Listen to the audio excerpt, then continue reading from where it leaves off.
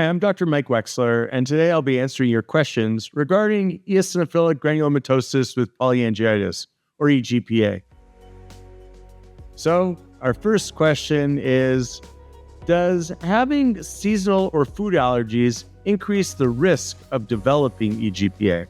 Well, there's an association between having allergies and type 2 inflammation. There isn't a direct correlation or association between having seasonal allergies or food allergies in terms of increasing one's risk of developing EGPA.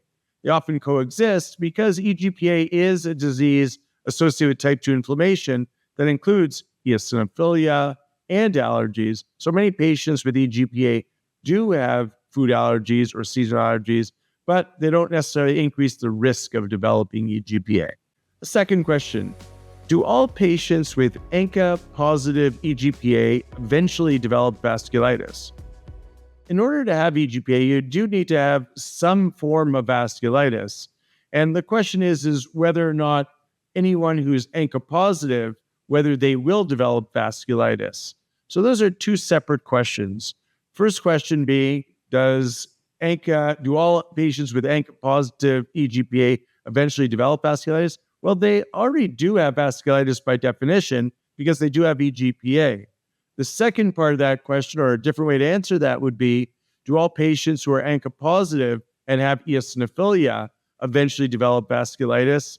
Well, no, not necessarily. And ANCA positivity can vary across different individuals over time and can be due to a variety of different causes, not necessarily always related to EGPA. But there are patients who have eosinophilia and ANCA positivity, and those are patients in whom, if they don't have vasculitis as of yet, I'd be very vigilant for any new signs or symptoms and monitor them for developing EGPA. Does biologic therapy for EGPA prevent progression of the disease? Well, it depends on what biologic therapy you give and how the patient responds. If the patient seems to be responding well, they may have no progression of their underlying disease. We have to think about the underlying causes of EGPA and the mechanisms and pathophysiology. Usually, we think of eosinophil-associated symptoms and disease progression. And if you administer an anti-IL-5 therapy, for instance, that completely blocks eosinophil proliferation, maturation, you're unlikely to have a progression of the eosinophilic component of the disease. Other biologic therapies, including rituximab, may prevent the antibody formation that we often see in patients with EGPA that are associated with ANCA positivity or anti-neutrophil cytoplasmic antibody positivity. And if we give that to a patient who's ANCA positive, we might see prevention of progression of the disease. So in general, we'd like to think that giving these biologic therapies, whether they are anti-IL-5 therapies or whether they are anti-CD20 or rituximab-based therapies, they will often likely prevent progression of the disease. The goal is to prevent progression, prevent complications, and to help taper corticosteroids. Is there a role for genetic testing or next-generation sequencing after diagnosis of EGPA? Well, there might be a role for next-generation sequencing in the future or genetic testing. But as of now, all this is purely experimental or exploratory. So one major reason to do it might be to see if there is a genetic variant. To date, we haven't necessarily found many specific genetic variants that predispose an individual to EGPA. However, it is worthwhile in all patients with rare diseases like EGPA to store some blood and have some genetic testing done. So perhaps we could inform future generations of individuals, of children of patients with EGPA, to potentially identify their risk. As of now, we don't think there's necessarily a clinical role. However, maybe in the future there might be. Once a patient with EGPA starts a biologic therapy, will they eventually be able to stop it? Or should patients be counseled that there are truly lifelong therapies?